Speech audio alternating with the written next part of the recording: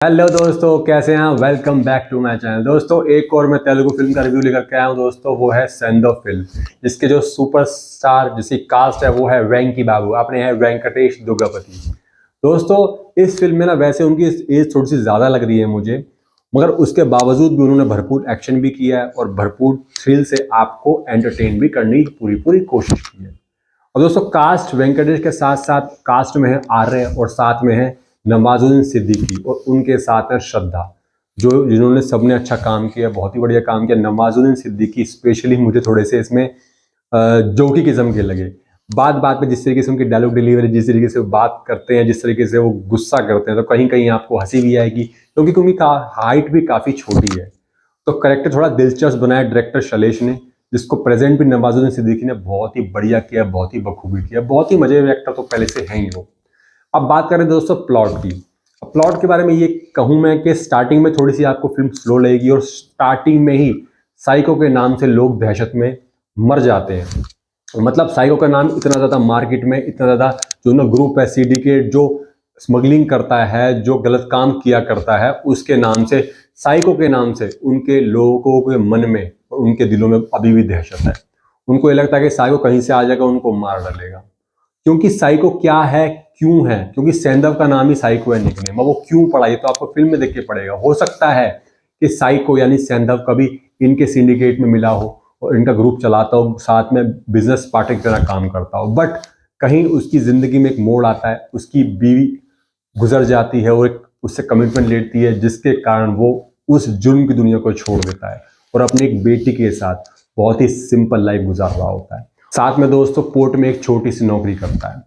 दोस्तों, कहानी पे मोड़ तब आता है जब चंद्रप्रस्थ के कुछ लोगों को मिला करके टेररिस्ट ग्रुप बनाया जाता है और दहशत फैलाई जाती है और सिंडिकेट के लोग इसमें मिले होते हैं। वो उसके लिए ड्रग्स स्मगलिंग करते हैं, हथियार भी स्मगलिंग की जाती है, ताकि जो बच्चे तैयार कर रहे हैं, जो आतंकवाद के लिए बच्चे तैयार किए जाते हैं, उनको सप्लाई किया जाए किसी और देश में। बट ये वाली बात पता लगती है हमारे साइको को, और वो ये चीज़ होने नहीं देना चाहता, क्योंकि समाज और देश के खिलाफ होता है। अब दूसरे छोर में एक को लड़ाई उसके सामने इंतजार कर रही होती है, वो है दोस्तों उसकी बेटी की। उसकी बेटी को एक फैटल डिजीज, एक डेडली डिजीज हो जाती है, जिसका इलाज बहुत ही ज़्यादा महंगा है। लगभग लगभग 17 करोड़ का एक इंजेक्शन है।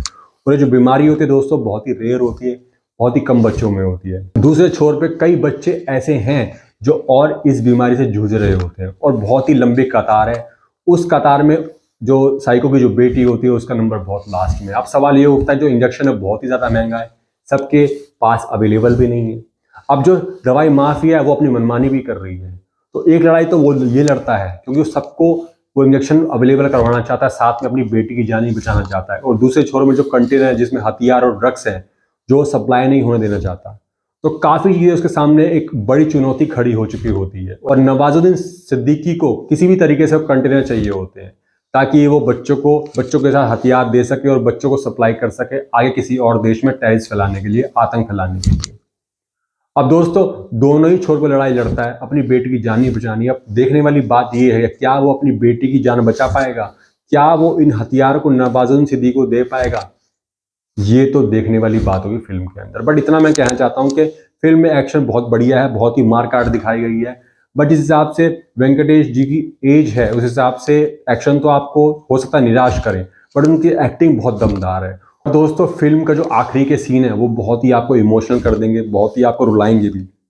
क्योंकि एक सवाल ये भी उठ पाता है कि इतने कम समय में क्या वो अपनी बेटी की जान बचा पाएगा, और क्या वो जो टीका इतना महंगा सबको अवेलेबल करवा पाया, क्योंकि बहुत सारी बच्चियां, बहुत सारे बच्चे मौत के मुहाने पे खड़े हैं। तो बहुत कुछ है दोस्तों, इसमें बहुत एक्शन भी है।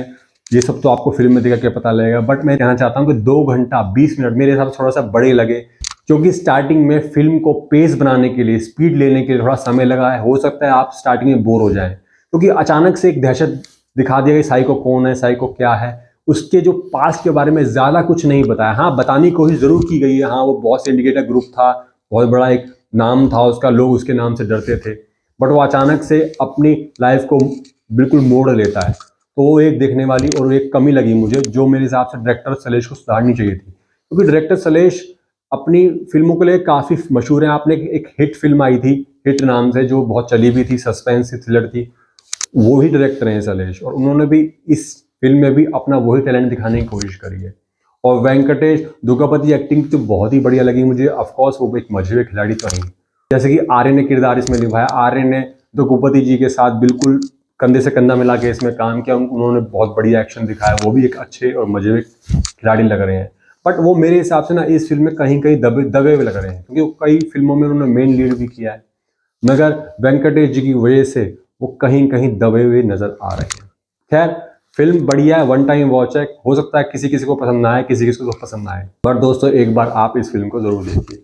दोस्तों इस फिल्म का रिव्यू आपको कैसा लगा कमेंट में जरूर बताइएगा, और ऐसी बढ़िया बढ़िया मूवीज के रिव्यू मैं आपके सामने हमेशा लेकर के आता रहूंगा। तब तक दोस्तों मैं चलता हूँ। जय हिंद।